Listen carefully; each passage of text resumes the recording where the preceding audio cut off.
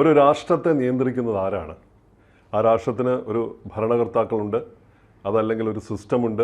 ജനാധിപത്യ വ്യവസ്ഥിതിയാണെങ്കിലും മറ്റേത് തരത്തിലുള്ള വ്യവസ്ഥിതികളാണെങ്കിലും അതിനെ മുന്നോട്ട് നയിക്കുന്നത് ആ ഒരു വ്യവസ്ഥിതിയാണ് എന്ന് കാണാം, ആ സിസ്റ്റമാണ്. എന്നാൽ ലോകത്തെ നിയന്ത്രിക്കുന്നത് ആരാണ്? സമ്പത്താണോ ലോകത്തെ നിയന്ത്രിക്കുന്നത്? ഒരു പരിധിവരെ അങ്ങനെയാണ് എന്ന് കാണുമ്പോൾ, അങ്ങനെ നോക്കിയാൽ ലോകത്തെ ഏറ്റവും വലിയ സമ്പന്നനായ ഇലോൺ മസ്കാണ് ലോകത്തെ നിയന്ത്രിക്കുന്നത് എന്ന് പറയേണ്ടി വരും. സ്ഥാനം കൊണ്ടാണെങ്കിൽ ലോകത്തെ നിയന്ത്രിക്കുന്നത് ഒന്നാം സ്ഥാനക്കാരനായ ഒന്നാമത്തെ പൗരൻ എന്ന് വിവക്ഷിക്കപ്പെടുന്ന അമേരിക്കൻ പ്രസിഡന്റ് ഡൊണാൾഡ് ട്രംപ് ആയിരിക്കും.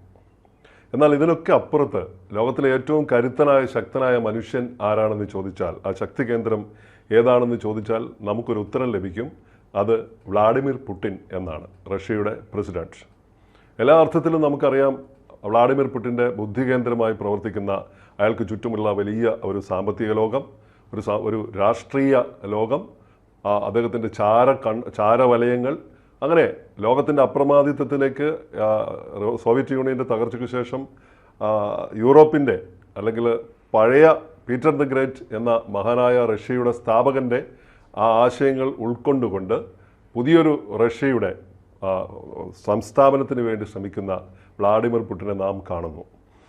വ്ളാഡിമിർ പുടിൻ്റെ ജീവിതത്തിലേക്ക് തിരിഞ്ഞാൽ അദ്ദേഹത്തിൻ്റെ ശക്തി കേന്ദ്രങ്ങളായി നിലകൊള്ളുന്ന ഒരു വിഭാഗം ആളുകളുണ്ട്. ഒരു രാഷ്ട്രത്തെ നിയന്ത്രിക്കുന്ന അതിസമ്പന്നരായ മനുഷ്യരാണ്. യഥാർത്ഥത്തിൽ അവരാണ് പുടിൻ്റെ ശക്തി കേന്ദ്രങ്ങൾ എന്ന് പറയാം. ലോകമെമ്പാടുമായി തങ്ങളുടെ സമ്പത്ത് കൊണ്ട് രാഷ്ട്രീയവും സാമൂഹികവും സാംസ്കാരികവുമായി എങ്ങനെയാണ് അവരുടെ സ്വാധീനം വർദ്ധിപ്പിക്കുന്നത്, പുടിൻ അവരിലൂടെ എങ്ങനെയാണ് അത് ചെയ്യുന്നത് എന്നതിൻ്റെ ക്ലാസിക് എക്സാമ്പിളുകളാണ് ഈ വിഭാഗം ആളുകളെ. അവരെ നമ്മൾ റഷ്യൻ ഒളിഗാർക്കുകൾ എന്ന് വിളിക്കുന്നു. യഥാർത്ഥത്തിൽ എന്താണ് റഷ്യൻ ഒളിഗാർക്കുകൾ? ഒളിഗാർക്കി എന്ന വാക്ക് എവിടെ നിന്ന് വന്നു? ഒരു രാജ്യത്തിൻ്റെ സാമ്പത്തികവും രാഷ്ട്രീയവുമായ അധികാരം കൈവശം വെക്കുകയും തങ്ങളുടെ സമ്പത്ത് ഉപയോഗിച്ച് ഭരണ തീരുമാനങ്ങളെ സ്വാധീനിക്കുകയും ചെയ്യുന്ന വളരെ ചെറിയ ഒരു വിഭാഗം, സമ്പന്ന വിഭാഗത്തെയാണ് ഒളിഗാർക്കുകൾ എന്ന ഈ വാക്കുകൊണ്ട് സൂചിപ്പിക്കുന്നത്. ഈ വാക്കിൻ്റെ ഉത്ഭവം തന്നെ വന്നത് 2 ഗ്രീക്ക് പദങ്ങളിൽ നിന്നാണ്. അത് ആദ്യത്തെ പദം ഒളീഗോസ് എന്നാണ്. ഒളീഗോസ് എന്ന ഈ പദം കുറച്ച് അല്ലെങ്കിൽ ചെറിയ എണ്ണം എന്ന് ആണ് അർത്ഥമാക്കുന്നത്. മറ്റൊരു പദം ആർക്കോ എന്നാണ്.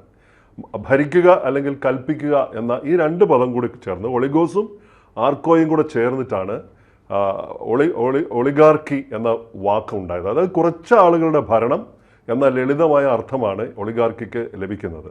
ഗ്രീക്ക് തത്വചിന്തകനായ മഹാനായ അരിസ്റ്റോട്ടിൽ തൻ്റെ വിഖ്യാത ഗ്രന്ഥമായ പൊളിറ്റിക്സിൽ ഈ പദം ആദ്യമായി ഉപയോഗിച്ചു.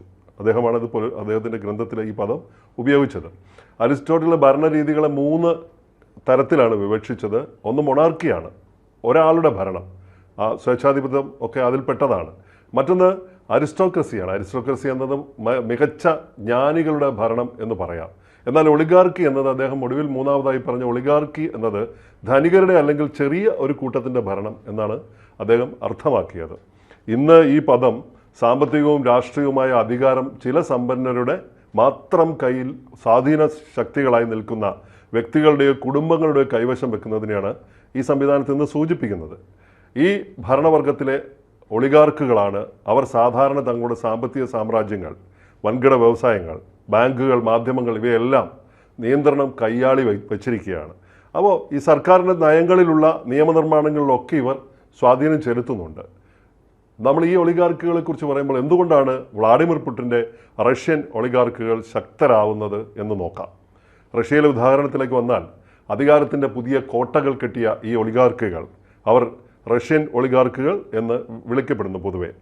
അവരുടെ ഉദയം സോവിയറ്റ് യൂണിയൻ്റെ തകർന്നപ്പോൾ സർക്കാർ ഉടമസ്ഥയിലുണ്ടായിരുന്ന വൻകിട എണ്ണവാതക, ലോഹ, ബാങ്കിങ് മേഖലകളുണ്ട്. ആ വ്യവസായങ്ങളെല്ലാം വെറും തുച്ഛമായ വിലയ്ക്ക് ഇവർ കൈവശപ്പെടുത്തി. അത് ചില വ്യവസായികളാണിവർ. അവരുടെ സ്വാധീനം പിന്നെ നിമിഷ നേരം കൊണ്ട് ഉയരുകയാണ് ചെയ്തത്. കാരണം അവർ വളരെ പെട്ടെന്ന് തന്നെ തുച്ഛമായ വിലയ്ക്ക് വാങ്ങിയ ഈ സ്ഥാപനങ്ങളെല്ലാം നന്നായി ബിസിനസ് ചെയ്ത് വളരെ പെട്ടെന്ന് അവർ കോടീശ്വരന്മാരായി മാറി. അപ്പോൾ എണ്ണയും വാതകവും മാധ്യമങ്ങളടക്കം ഇത്തരം പ്രധാനപ്പെട്ട തന്ത്രപ്രധാനമായ ഈ രംഗങ്ങളെല്ലാം ഇവരുടെ കയ്യിലായി. അതുമാത്രവുമല്ല, ഭരണമാറ്റ തീരുമാനങ്ങൾ, ഭരണപരമായ എല്ലാ തീരുമാനങ്ങളും നേരിട്ട് അവർക്ക് സ്വാധീനിക്കാൻ തക്ക ശക്തി അവർക്ക് ലഭിക്കുകയാണ്. അപ്പോൾ ഒരു രാജ്യത്തിൻ്റെ പ്രധാന തീരുമാനങ്ങളെ പബ്ലിക് ഇൻട്രസ്റ്റിന് വിരുദ്ധമായി ഒരിക്കൽ കൂടി പറയാം, ഒരു രാജ്യത്തിൻ്റെ പ്രധാനപ്പെട്ട തീരുമാനങ്ങളെ പൊതുജനങ്ങളുടെ തീരുമാനത്തിന് വിരുദ്ധമായിട്ട് സ്വന്തം താല്പര്യങ്ങൾക്ക് വേണ്ടി സ്വാധീനിക്കുകയും രാജ്യത്തിൻ്റെ അധികാര മേഖലയിൽ നിലനിർപ്പിക്കുകയും ചെയ്യുന്ന അതിസമ്പന്നരായ വ്യക്തികളായി ഈ ഒളിഗാർക്കുകൾ പതിയെ മാറി തുടങ്ങുകയാണ്. ഇപ്പോൾ ക്രെംലിനിലെ കോടീശ്വരന്മാരിലേക്ക് വരുമ്പോൾ പുടിൻ്റെ ഒളിഗാർക്കുകളാണ് അവർ. റഷ്യൻ അധികാരം വിഴുങ്ങുന്ന രാഷ്ട്രീയ ഉപകരണങ്ങൾ എന്നാണ് ഇന്ന് അവയെ വിളിക്കുന്നത്. പുടിൻ്റെ അധികാരം വിഴുങ്ങുന്ന രാഷ്ട്രീയ ഉപകരണങ്ങൾ എന്ന് വെച്ചാൽ പുടിൻ്റെ രാഷ്ട്രീയ ഉപകരണങ്ങൾ എന്ന് അർത്ഥമാക്കുന്നു. ഈ ഒളിഗാർക്കുകളും വ്ളാഡിമിർ പുടിനും തമ്മിലുള്ള ബന്ധം ഒരു സാധാരണ ഭരണകൂട വാണിജ്യ കൂട്ടുകെട്ടിനപ്പുറം രാജ്യത്തിൻ്റെ അധികാരം ഉറപ്പിക്കുന്നതിനുള്ള ഒരു രക്ഷാകർതൃ സമ്പ്രദായമായി, സിസ്റ്റം ഓഫ് പാട്രണേജ്, രക്ഷാകർതൃ സമ്പ്രദായമായിട്ട് ഇപ്പോൾ മാറിയിരിക്കുകയാണ്. ഈ കോടീശ്വരവർഗം ഇന്ന് പുടിൻ്റെ വിദേശ നയങ്ങൾക്കും സാമ്പത്തിക താല്പര്യങ്ങൾക്ക് വേണ്ടിയുള്ള ഉപകരണങ്ങളായിട്ട് മാറിയിരിക്കുന്നു.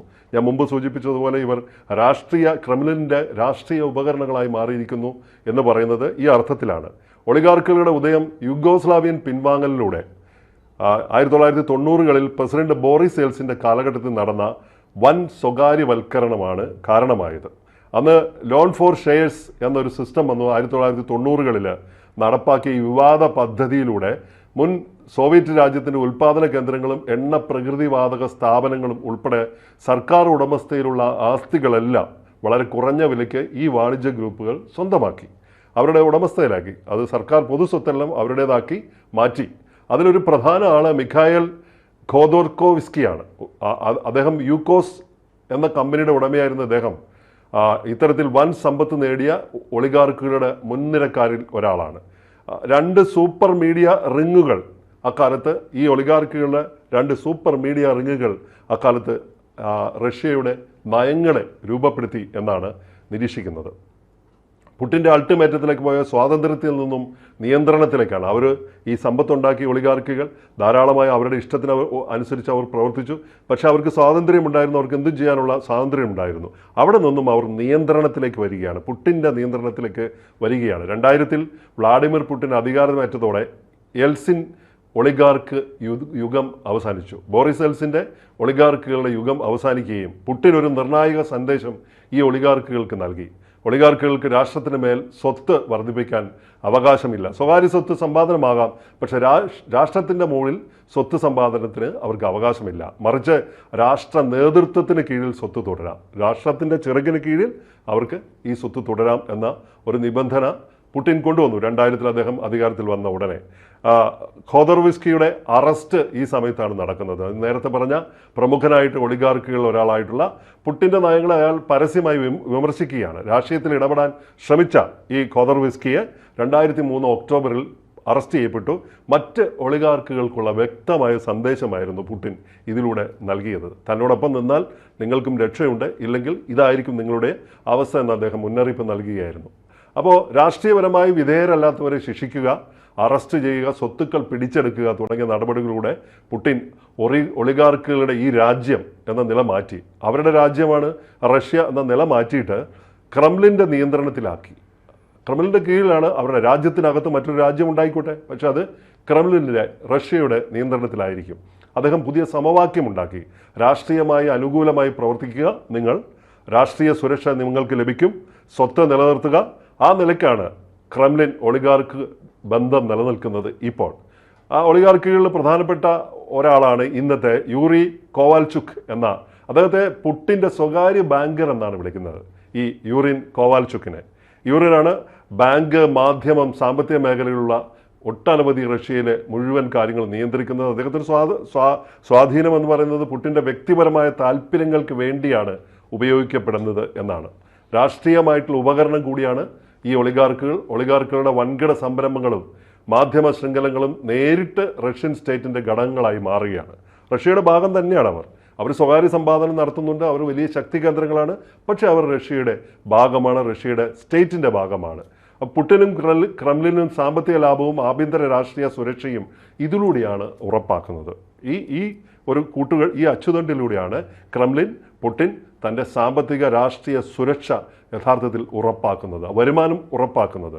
ഈ ഒളിഗാർക്കുകളുടെ സാമ്പത്തിക സാന്നിധ്യം റഷ്യയുടെ അതിർത്തിക്കപ്പുറത്ത് യൂറോപ്പിലെയും മറ്റ് രാജ്യങ്ങളെയും രാഷ്ട്രീയത്തിലും സമ്പദ് വ്യവസ്ഥയിലും വലിയ സ്വാധീനം ചെലുത്തുന്നുണ്ട്. ഇപ്പോൾ മറ്റു രാജ്യങ്ങളിലെ ആഭ്യന്തര ദുർബലതകൾ മുതലെടുക്കുന്നതിൽ അവിടെ അസ്ഥിരപ്പെടുത്താനായി അത്തരത്തിലുള്ള രാഷ്ട്രീയ ദുർബലതകൾ ഉണ്ടാവുമ്പോൾ അവിടെ ഒരു സ്വാധീനം ചെലുത്താൻ പണ്ട് ആദ്യകാലത്ത് സോവിയറ്റ് റഷ്യയുടെ കാലത്ത് KGB ഉപയോഗിച്ച് എങ്ങനെയായിരുന്നോ റഷ്യ അല്ലെങ്കിൽ സോവിയറ്റ് യൂണിയൻ ലോകമെമ്പാടുമുള്ള ചാരപ്രവർത്തനങ്ങൾ നിയന്ത്രിച്ച് അത്തരം രാജ്യങ്ങളിൽ ദുർബലമാവുന്ന രാഷ്ട്രീയ താല്പര്യങ്ങളുള്ള രാഷ്ട്രീയ സ്ഥിതികളുള്ള രാജ്യങ്ങളിൽ എങ്ങനെയാണ് ആ ഭരണകൂടങ്ങളെ അസ്ഥിരപ്പെടുത്തുന്നത്, അതേ തന്ത്രം തന്നെയാണ് ഈ പുടിൻ്റെ ഈ ഒളിഗാർക്കുകൾ മറ്റു രാജ്യങ്ങളെ ദുർബലപ്പെടുത്തുന്ന രീതികൾ തുടരുന്നത്.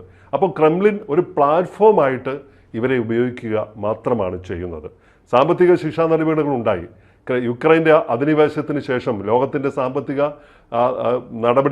ശിക്ഷാ നടപടികൾ ഈ ഒളിഗാർക്കുകൾക്ക് നേരെ ഉണ്ടാവുകയാണ്. ഉക്രൈൻ അധിനിവേശത്തിന് ശേഷം ഒളിഗാർക്കുകളുടെ ആഗോള ആസ്തികളുണ്ട്. ലോകം മുഴുവൻ അവർക്ക് ആസ്തികളുണ്ട്. ഓഫ്ഷോർ ഫണ്ടുകളുണ്ട്. പാർക്ക് ചെയ്തിരിക്കുന്ന മറ്റ് പല കമ്പനികളുടെയും പേരിൽ പാർക്ക് ചെയ്തിരിക്കുന്ന ഫണ്ടുകളുണ്ട്. അതെല്ലാം പിടിച്ചെടുത്തുകൊണ്ട് പാശ്ചാത്യ രാജ്യങ്ങൾ സാമ്പത്തിക ഉപരോധം ഇവർക്കെതിരെ ഏർപ്പെടുത്തുകയാണ് പിന്നീട് ചെയ്തത്. ഇത് പുടിന് മുകളിലുള്ള ഒരു സമ്മർദ്ദത്തിന് വേണ്ടിയിട്ടുള്ള ഒരു നടപടിയായിരുന്നു. നിയമപരമായ ഒളിച്ചുകളികൾ തുടങ്ങി ഉടനെ ഒളിഗാർക്കുകൾ. കോടതി നീക്കങ്ങളിലൂടെ ഓഫ്ഷോർ ഫണ്ടുകൾ എന്നിവ ഉപയോഗിച്ച് ഒളിഗാർക്കുകൾ തങ്ങളുടെ സ്വത്ത് സംരക്ഷിക്കാൻ ശ്രമിക്കുന്നു. ഇത് ഒളിഗാർക്ക് ബന്ധത്തിൻ്റെ സങ്കീർണത വർദ്ധിപ്പിക്കുകയാണ് ചെയ്തത്. സുലൈമാൻ കെരിമോവിൻ്റെ പോലുള്ള അദ്ദേഹത്തിൻ്റെ ഉപരോധങ്ങളുണ്ടായി. വലിയ പ്രധാനപ്പെട്ട ഒരു ഒളിഗാർക്കിയാണ്. അദ്ദേഹത്തിൻ്റെ സുലൈമാൻ്റെ മുകളിൽ പാശ്ചാത്യ രാജ്യങ്ങളുടെ വലിയ കടുത്ത ഉപരോധങ്ങൾ ഉണ്ടായി. അതിൻ്റെ തീവ്രത എത്രത്തോളം ഉണ്ടെന്ന ഈ സംഭവം ആ കാലത്ത് ഏറെ ചർച്ച ചെയ്യപ്പെട്ട ഒന്നാണ്.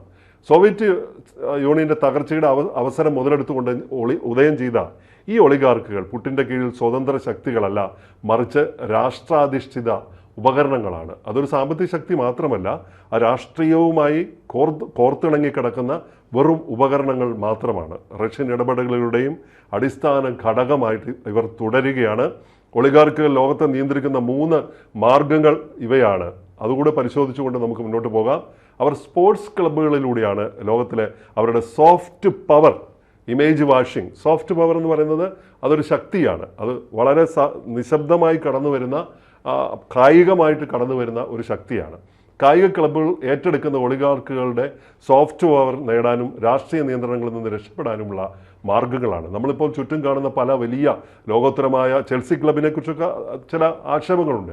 അപ്പോൾ അത്തരത്തിലുള്ള ലോകോത്തരമായ പല ക്ലബ്ബുകളുടെയും ഉടമസ്ഥാവകാശം ഇത്തരത്തിലുള്ള റഷ്യൻ കോടീശ്വരന്മാർ, റഷ്യൻ ഒളിഗാർക്കുകളുടെ ആണ് എന്ന് കണ്ടെത്തിയിട്ടുണ്ട്. മറ്റൊന്ന് ഇമേജ് വാഷിംഗ് ആണ്. ലോകമാധ്യമങ്ങളുടെ ശ്രദ്ധ നേടുന്ന ഇത്തരം കായിക പ്ലാറ്റ്ഫോമുകൾ വഴി വിവാദപരമായ കാര്യങ്ങളൊക്കെ പശ്ചാത്തലങ്ങളൊക്കെ നോർമലൈസ് ചെയ്യാനും ഗ്ലാമറൈസ് ചെയ്യാനും അതിനെ ഗ്ലോറിഫൈ ചെയ്യാനും അവർ ശ്രമിക്കുന്നുണ്ട്. അപ്പോൾ ചെൽസി ക്ലബ്ബ് ഉടമയായിരുന്ന റോബൻ അബ്രമോവിച്ചിന് UK ഉപരോധത്തെ തുടർന്ന് ക്ലബ്ബ് വിൽക്കേണ്ടി വന്നത് ഇങ്ങനെ ഒരു അവസ്ഥയിലാണ്. ഇത്തരത്തിലുള്ള മറ്റ് നിലകൾ സാമ്പത്തിക എഞ്ചിനീയറിംഗ് അവർ നടത്തുന്നുണ്ട്. ഈ തരത്തിൽ ആഡംബര ആസ്തികൾ അവർ വാങ്ങിക്കൂട്ടുന്നുണ്ട്. സ്വത്ത് ഒളിപ്പിക്കാനുള്ള തന്ത്രങ്ങൾ അവർ നടത്തുന്നുണ്ട്. സൂപ്പർ യാച്ചുകളും വിലയേറിയ കലാസൃഷ്ടികളും പ്രീമിയം റിയൽ എസ്റ്റേറ്റ് ബിസിനസ്സിലും ഈ ഒളിഗാർക്കുകൾ തങ്ങളുടെ സ്വത്ത് സൂക്ഷിക്കുന്നുണ്ട്. അപ്പോൾ നമുക്ക് UAE-യിലൊക്കെ അറിയാം, ധാരാളം റഷ്യൻ കോടീശ്വരന്മാരുണ്ട്. മിഡിൽ ഈസ്റ്റിലൊക്കെ ധാരാളമുണ്ട്. ഇത്തരം ആസ്തികളൊക്കെ അവർ അവിടെ നടത്തിയിട്ടുണ്ടെന്ന് വേണം കരുതാൻ. അതുപോലെ തന്നെ ഫ്രീ പോർട്ടുകൾ അവർക്കായിട്ടുണ്ട്. ജനീവ പോലുള്ള ഫ്രീ പോർട്ട് കേന്ദ്രങ്ങൾ, സ്വന്തമായി തുറമുഖങ്ങളുണ്ട് അവർക്ക്. ഈ ഫ്രീ പോർട്ട് കേന്ദ്രങ്ങളിൽ നികുതി ഇളവുകൾ കിട്ടും. പേരറിയാത്ത ഉടമസ്ഥാവകാശത്തിലുള്ള ഓഫ് ഷോർ നെറ്റ്വർക്കുകൾ അവർക്ക് അവിടെ ഉണ്ട്. അവർക്ക് ഒരിക്കലും അത് ട്രേസബിലിറ്റി ഉള്ള, അതിൽ കണ്ടുപിടിക്കാൻ പറ്റാത്ത രീതിയിലുള്ള പ്രവർത്തനങ്ങൾ അവർക്ക് നടത്താൻ ഇതിലൂടെ ഈസി ആയിട്ട് സാധിക്കുന്നു എന്നാണ്. പനാമ പേപ്പേഴ്സ്, ഷെൽ കമ്പനികൾ, പാരഡൈസ് പേപ്പേഴ്സ് തുടങ്ങിയ ബ്രിട്ടീഷ് വിർജിൻ ഐലൻഡ് പോലുള്ള സ്ഥലങ്ങളിൽ, കെയ്മാൻ ദ്വീപുകൾ പോലുള്ള രഹസ്യാത്മക പദ്ധതികളിൽ ഇവിടെയെല്ലാം രഹസ്യമായി ഓഫ് ഷോറിൽ നമുക്ക് കൊണ്ടുപോയി പാർക്ക് ചെയ്യാൻ പറ്റുന്ന, വൻകിട സമ്പത്ത് പാർക്ക് ചെയ്യാൻ പറ്റുന്ന ചില ദ്വീപുകളാണ്. അങ്ങനെയുള്ള സ്ഥലങ്ങളിലൊക്കെ ഈ ഒളിഗാർക്കുകൾ അവരുടെ സ്വത്തുക്കൾ ഒളിപ്പിച്ചു വെച്ചിട്ടുണ്ട് എന്നാണ്. അതുപോലെ തന്നെ മറ്റൊന്ന്, ഗോൾഡൻ പാസ്പോർട്ടുകൾ ഉപയോഗിച്ചുകൊണ്ട് സൈപ്രസ് പോലുള്ള യൂറോപ്യൻ രാജ്യങ്ങൾ നൽകിയിരുന്ന ഗോൾഡൻ പാസ്പോർട്ടുകൾ ഉപയോഗിച്ചുകൊണ്ട് ഇവർ പാസ്പോർട്ടുകൾ സംഘടിപ്പിക്കുകയും യൂറോപ്പിലേക്ക് വിസകൾ സംഘടിപ്പിക്കുകയും ചെയ്തുകൊണ്ട് അവിടെ പ്രവർത്തനങ്ങൾ വ്യാപിപ്പിക്കാൻ തുടങ്ങിയപ്പോൾ പക്ഷേ ഈ യൂറോപ്പ് അതിൽ ഇടപെട്ട് പിന്നീട് അത് റദ്ദാക്കുകയാണ്. യൂറോപ്യൻ യൂണിയൻ ഇടപെട്ട് അത് റദ്ദാക്കുകയൊക്കെ ചെയ്ത് വലിയ വിവാദമായിരുന്നു. എന്തായാലും ഈ ഒളിഗാർക്കുകൾ തങ്ങളുടെ ആസ്തികളെ ക്രെംലിൻ്റെ രാഷ്ട്രീയ ലക്ഷ്യങ്ങളുമായി ഒന്നിച്ചു ചേർത്തുകൊണ്ട് പ്രവർത്തിക്കുമ്പോൾ അത് തടയാനായി US-ഉം UK-യും യൂറോപ്യൻ യൂണിയൻ രാജ്യങ്ങളും എല്ലാം കൊണ്ടുപിടിച്ച് ശ്രമിക്കുന്നുണ്ട്. പക്ഷേ തകർക്കാൻ നിയമപരമായ ക്രാക്ക് ഡൗണുകൾ നടത്തുകയും ചെയ്യുന്നുണ്ട്. എങ്കിലും അതിശക്തമായ ലോകത്തിലെ ഏറ്റവും വലിയ സമ്പത്തിനുടമയായ ഈ ഒളിഗാർക്കുകളുടെ നിഴലിൽ അതിനു മുകളിൽ സർവാധിപത്യം സ്ഥാപിക്കുന്ന വിരാജിച്ചു നിൽക്കുന്ന പുടിനെ സംബന്ധിച്ച് ഒരിക്കലും എത്തിപ്പിടിക്കാൻ പറ്റാത്ത അത്രയും വലിയ സാമ്പത്തിക രാഷ്ട്രീയ സാമൂഹ്യ ശക്തിയായി പുടിൻ ഉയർന്നു നിൽക്കുമ്പോൾ അതിന് കീഴിൽ ഇത്തരത്തിലുള്ള അപ്പോൾ നമുക്ക് ഇന്ത്യയിലേക്ക് വന്ന നയാറ പോലുള്ള കമ്പനികൾ, ആ കമ്പനി റോസ് നെഫ്റ്റ് പോലുള്ള കമ്പനികളാണ് അതിൽ ഇൻവെസ്റ്റ് ചെയ്തിരിക്കുന്നത്. റഷ്യൻ കമ്പനിയാണ്. അതിൻ്റെ 60% ഓഹരി ഉടമകൾ അവരാണ്. ഇതൊക്കെ ഈ ഒളിഗാർക്കുകൾക്ക് പങ്കാളിത്തമുള്ള കമ്പനികളാണ് എന്ന് വേണം കരുതാൻ. നമുക്കങ്ങനെ ഇപ്പോൾ ഉറപ്പിച്ച് പറയാൻ വയ്യ, പക്ഷെ അങ്ങനെ വേണം കരുതാൻ. അപ്പോൾ അങ്ങനെ ലോകത്തിന് മുഴുവൻ സമ്പത്ത് കയ്യിലാക്കിക്കൊണ്ട് വളരെ കൃത്യമായ തൻ്റെ കുശാഗ്ര ബുദ്ധിയോടെ ഈ ഒളിഗാർക്കുകളെ ഉപയോഗിച്ചുകൊണ്ട് മുന്നോട്ട് പോകുന്ന ഈ റഷ്യൻ പ്രസിഡന്റ് വ്ളാഡിമിർ പുടിൻ എന്തുകൊണ്ടാണ് ലോകത്തിലെ ഏറ്റവും കരുത്തനായ ശക്തനായ മനുഷ്യനായി നിൽക്കുന്നതെന്ന് ഇപ്പോൾ നിങ്ങൾക്ക് മനസ്സിലായി എന്നാണ് കരുതുന്നത്. നമസ്കാരം. കൂടുതൽ വാർത്തകളും വിശേഷങ്ങളും നിങ്ങളിലേക്ക് എത്താൻ ABC മലയാളം സബ്സ്ക്രൈബ് ചെയ്യുക, ബെൽ ബട്ടണും അമർത്തുക.